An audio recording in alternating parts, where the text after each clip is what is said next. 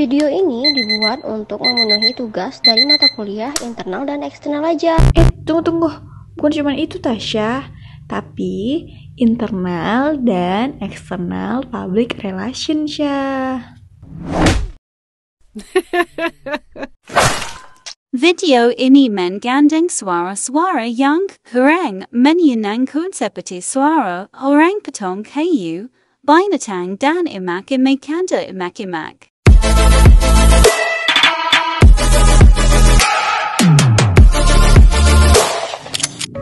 Hai, Assalamualaikum warahmatullahi wabarakatuh teman-teman semua. Nah, pada video kali ini aku dan teman aku Tasya mendapatkan tugas yang dilakukan secara berkelompok. Dan tugas yang pertama yaitu menjelaskan tentang apa itu PR. Dan yang selanjutnya apa ya, Syah? Bukan cuma itu aja nih, tapi di sini kita akan membahas bagaimana strategi yang harus dimiliki oleh seorang pelaku PR dalam menghadapi masalah ataupun krisis di sebuah perusahaan dan organisasi. Oke, jadi langsung aja ya. Perlu teman-teman ketahui bahwa PR atau Public Relation secara garis besar ialah strategi perusahaan untuk membangun relasi yang baik supaya nantinya akan mendapatkan opini yang positif di kalangan masyarakat di sekitarnya. Public relation sangatlah penting dalam membangun citra yang positif, pandangan baik dari masyarakat secara luas terhadap perusahaan yang bersangkutan. Nah, adapun tujuan public relation bagi sebuah perusahaan yaitu yang pertama adalah efektif dalam membangun kesadaran merek dan branding, kemudian mempromosikan atau saling pengertian antara kelompok sasaran dan perusahaan. Dan yang selanjutnya, meningkatkan sinergi fungsi pemasaran dengan public relation. Dan yang selanjutnya, mensupport bauran pemasaran, meningkatkan citra perusahaan yang positif untuk publik. Nah, selanjutnya, strategi PR yang harus dimiliki untuk menyelesaikan masalah yang terjadi. Yang pertama, ialah apa ya, Syah? Apa ya? Dulu, sebelumnya perlu teman-teman ketahui bahwa hampir seluruh organisasi ataupun perusahaan itu pernah mengalami yang namanya masalah ataupun krisis. Oleh sebab itu, seorang pemimpin perusahaan haruslah mempunyai kesadaran dalam kesiapan untuk mempersiapkan apapun yang akan terjadi ke depannya. Dan apabila sebuah perusahaan mengalami sebuah krisis atau masalah, itu merupakan sebuah peluang yang baik untuk para praktisi humas.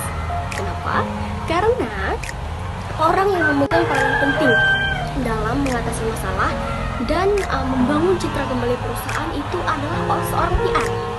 Oleh sebab itu, seorang public relation itu tidak hanya mempunyai kemampuan technical skill dan managerial skill saja, tetapi dia harus bisa mengatasi, menghadapi, dan mengantisipasi segala masalah yang terjadi. Misalnya, seperti krisis of trust dan juga loss of image yang ada pada perusahaan. Oh iya, dan jangan sekali-sekali seorang public relation itu mengambil keputusan secara terburu-buru, karena bisa saja dengan keputusan tersebut suatu perusahaan itu akan terperosok jauh lebih dalam lagi ke dalam masalah. Oleh karena itu, dengan adanya sebuah keputusan, seorang PR harus juga mengetahui apa skenario terburuk yang akan terjadi ke depannya. Dan seorang PR itu juga harus selalu memiliki contingency plan dalam melakukan perencanaannya terhadap sebuah masalah ataupun krisis. Kemudian ada beberapa strategi yang dapat kami sarankan kepada pelaku PR yang ingin menyelesaikan masalah yang ada pada sebuah perusahaan ataupun juga organisasi. Yang pertama yaitu melakukan penilaian secara objektif terhadap penyebab masalahnya. Kemudian yang kedua, menentukan apakah penyebab masalah ini memiliki sifat jangka waktu yang panjang atau hanya fenomena sesaat. Kemudian yang ketiga, kita juga harus memperhitungkan segala sesuatu yang dapat terjadi, sehingga apabila itu terjadi, kita dapat mengantisipasinya balik.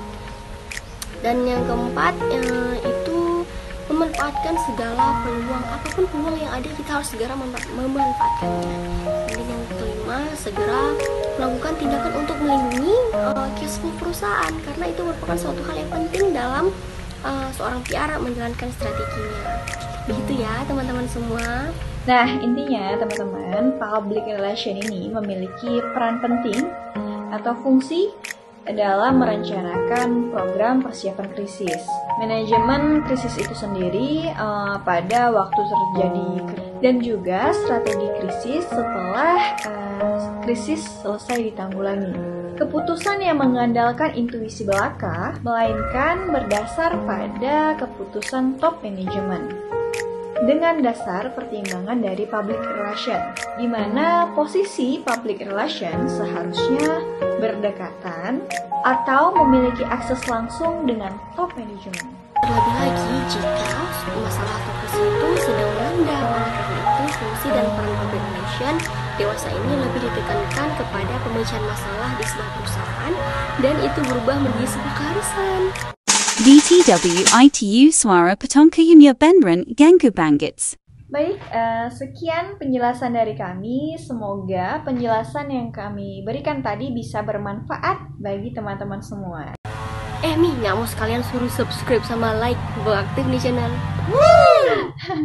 Oh ya, jangan lupa ya buat kalian yang udah nonton video ini, jangan lupa tekan tombol like dan share video ini sebanyak-banyaknya, kemudian komen. Juga jangan lupa subscribe channel ini, mumpung ada si Tasya. Assalamualaikum warahmatullahi wabarakatuh.